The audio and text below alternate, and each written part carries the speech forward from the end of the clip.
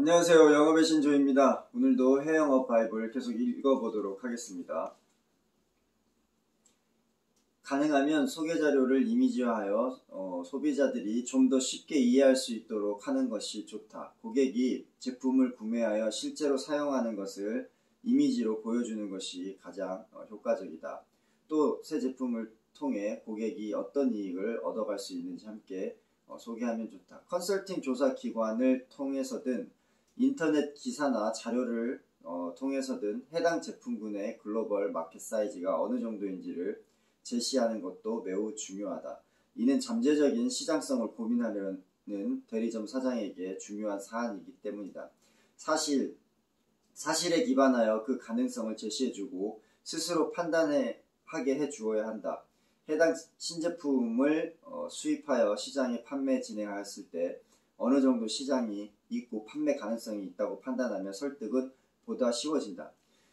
오늘은 162페이지입니다. 여기에서 가장 키 포인트는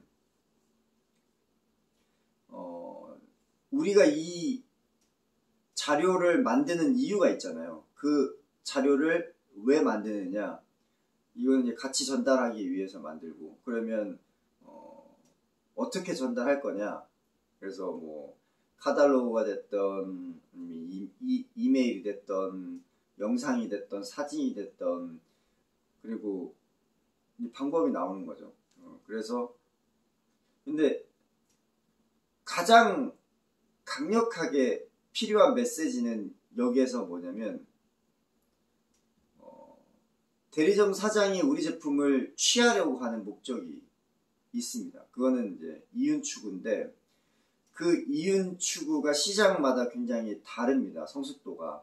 그러면 영업사원이 해야 되는 건 뭐냐면, 신고객이 됐던 기고객에게 새로운 제품을 소개하게 되는데, 그 소개를 할 때 이 포텐셜을 전달을 해야 돼요.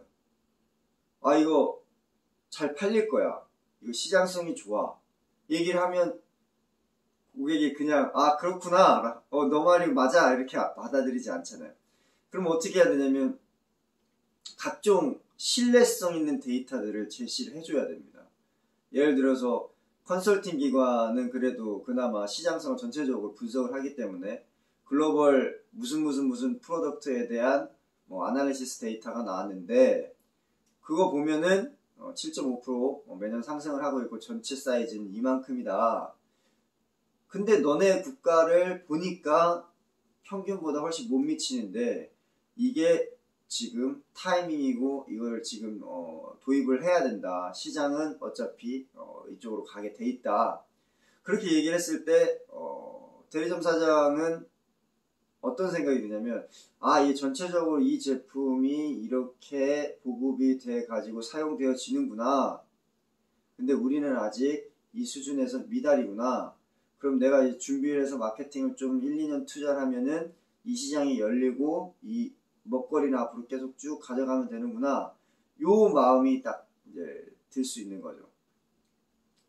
근데 이제 만약에 기업마다 예산의 한계는 있습니다. 그래서 컨설팅 조사기관이 작게는 500만원, 많게는 2천만원, 4천만원 이렇게 줘야지 리포트를 받아볼 수 있는데, 그럼 그렇게 여유가 안 되면 어떡하나요? 그러면 인터넷 기사도 괜찮습니다. 왜냐면 어떤 제품에 대해서, 상품에 있어서 시장에 런칭이 되거나 이슈화가 되게 되면 그냥 기사를 내진 않습니다. 거기에 대한 잠재적인 시장성이라든지 그 다음에 성장률이라든지 이런 것들이 이제 나오거든요.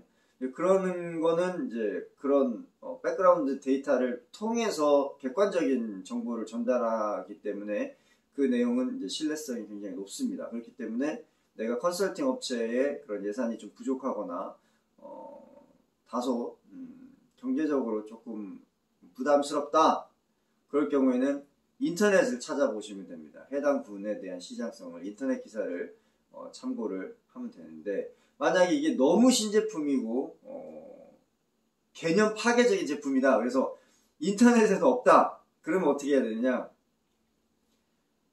이게 여러 240개국 이상 이렇게 런칭을 할 거잖아요. 그러면 그 런칭에서 성공한 사례가 있을 거예요. 그럼 그 성공 사례를 객관화하는 겁니다. 그러니까 예를 들어서 유럽, 독일에서 성공했다. 근데 제가 설득해야 될 상대는 튀르키예다.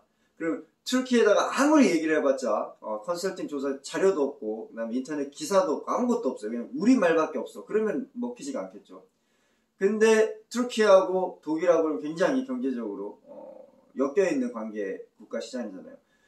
독일 얘기를 들었습니다. 우리가 이거 작년에 런칭을 했는데 이거에 대해서 지금 엄청나게 스카이로켓팅하고 있다, 판매가. 그렇기 때문에 튀르키예도 충분히 가능하다. 근데 고객 타겟팅은 어디고, 방법은 이렇고, 가치는 이렇고, 그로 인해서 독일 바이어들이 지금까지 투자해놓은 돈은 얼만데 지금 회수한 1년 동안 회수한 이익은 이만큼이다. 그래서 이걸 제외했더니 순수 ROI로 일어난 베니핏, 이익이 이만큼이더라. 그리고 사회 공헌한 거는 이만큼이더라. 그래서 튀르키예도 독일 시장하고 마찬가지 가야 되는 방향이다. 그러니까 한번 가보자. 이렇게 설득하는 거 완전 다른 거죠. 그러니까 사진이나 동영상만 전달하는 거는 이제 한계가 있는 거죠. 그러면 이제 영업사원은 이거를 어떻게 준비를 해야 되느냐. 이 제품이 가지고 있는 궁극의 가치가 있잖아요. 그죠? 네, 명백한 가치가 있죠. 고객이 받을 수 있는 이익과 베니핏이 있습니다. 그래서 그거를 일단 명확히 이해를 해야 되고, 그리고 고객에게 전달을 해줘야 됩니다. 그냥 사진이라든지 아름다운 홍보물, 광고물, 그리고 영상 이런 것들만 전달해주면 안 되고, 그 제품, 가치 있는, 이익이 될 만한, 고객을 돈 벌어줄 수 있는 그 상품이 사회적으로 전반적으로 어떤 영향을 미치고, 그리고 어떤 이익이 되고, 그리고 어떤 전체적인 시장성은 어떻고, 잠재적인 시장은 또 얼마나 크고, 그리고 어떤 기사가 나왔고, 그리고 성공 사례 국가들, 시장들은 어디가 있는지, 이런 것들을 알려줘야 마음에 힘이 생기는 겁니다. 바이어에게. 그래서 영업사원들은 그런 포인트를 가지고 소개 자료를 만들어야 되는 것이죠. 그래서 소개명 홍보 자료에서 가장 중요한 거는 그겁니다. 전달해야 될 가치가 뭐냐, 대상이 누구냐, 시장성은 얼마나 되냐, 그리고 이게 도입이 됐을 때 최종적으로 바이어가 얻어들이는 수익, 이익, 그리고 전반적인 사회의 공헌도, 이런 것들은 무엇이 있는지, 어떤 변화를 추구할 수 있는지, 가져올 수 있는지를 설명을 조목조목 하게 되면 아무리 새로운 제품을 런칭하더라도 바이어들이 객관적인 사고를 할 수 있는, 합리적인 사고 잘하면 설득을 안 당할 수가 없습니다. 그냥 이거는 예스 하는 겁니다. 그래서 그거를 준비하고 바이어 미팅을 가는 거하고 그냥 카탈로그 하나 들고 가는 거하고는 굉장히 다릅니다. 그래서 그거에 대해서는 아이템별로, 특성에 따라서, 시장별로, 고객의 성향에 따라서 준비를 하시면 좋겠습니다. 오늘 금요일입니다. 여러분들 파이팅 하시고 오늘 8시간만 참으시면 이제 행복한 주말이 옵니다. 네, 행복한 주말 보내시기 바랍니다. 네. 파이팅 하십시오. 영업의 신주의 해외영업 바이블 오늘 여기까지 하고 마치도록 하겠습니다. 행복한 주말 되십시오. 네, 마치겠습니다.